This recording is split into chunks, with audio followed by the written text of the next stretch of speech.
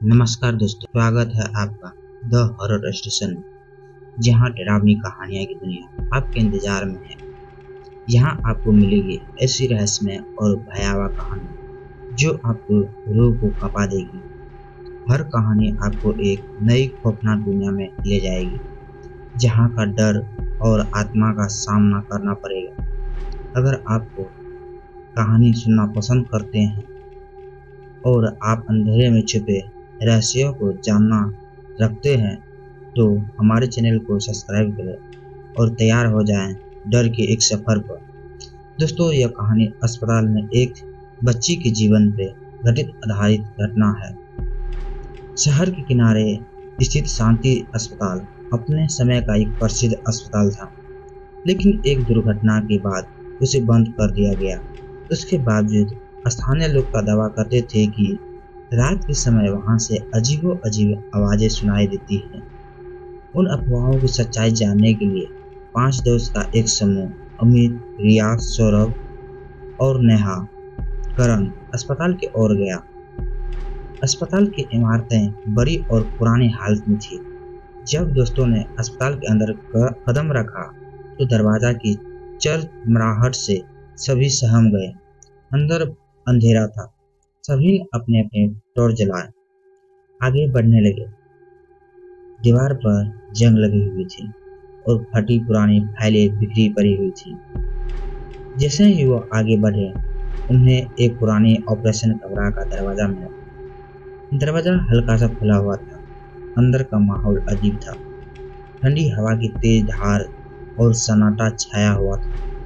अचानक नेहा को ऐसा महसूस हुआ कि किसी ने उसके कंधे पर हाथ रखा है। उसने पीछे मुड़कर देखा, लेकिन वहां कोई नहीं था। उसकी आंखें में डर साफ नजर आ रहा था। वे सभी ऑपरेशन कमरे से बाहर निकलने और मुख्य हॉल में आए। तभी अचानक चारों ओर से धीमी धीमी सरसराहट और बातें की आवाज सुनाई देने लगी। अमित ने सबको शांत रहने का इशारा किया और आवाज की दिशा में जाने लगा। आवाज धीरे धीरे तेज होती जा रही थी, मानो किसी की मदद की मांग कर रहा हो।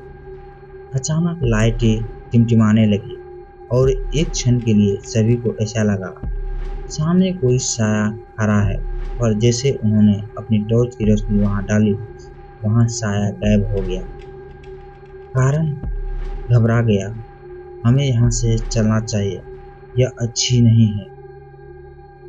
लेकिन रिया जिद पर अड़ी थी।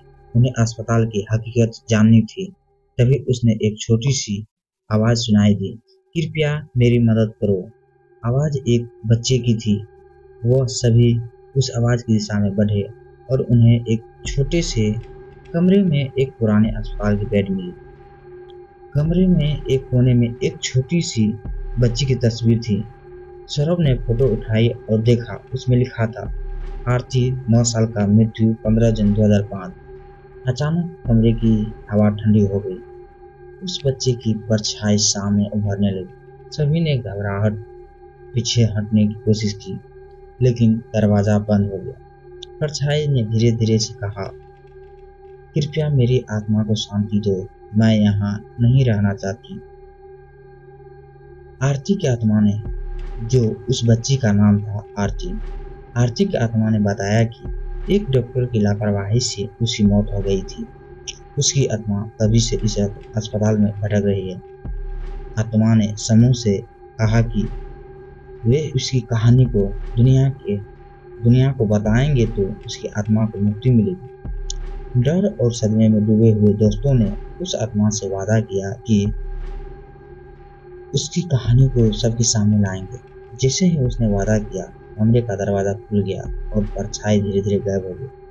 अस्पताल से बाहर निकलने के बाद उन्होंने तय किया कि वो इस घटना को एक डॉक्यूमेंट के माध्यम से दुनिया को बताएंगे। दोस्तों ने अपना वादा निभाया और उस बच्ची के नाम आरती की कहानी सबके सामने लाया। उस डॉक्यूमेंट के प्रसारण के बाद अस्पताल की आत्माओं की शांति मिली।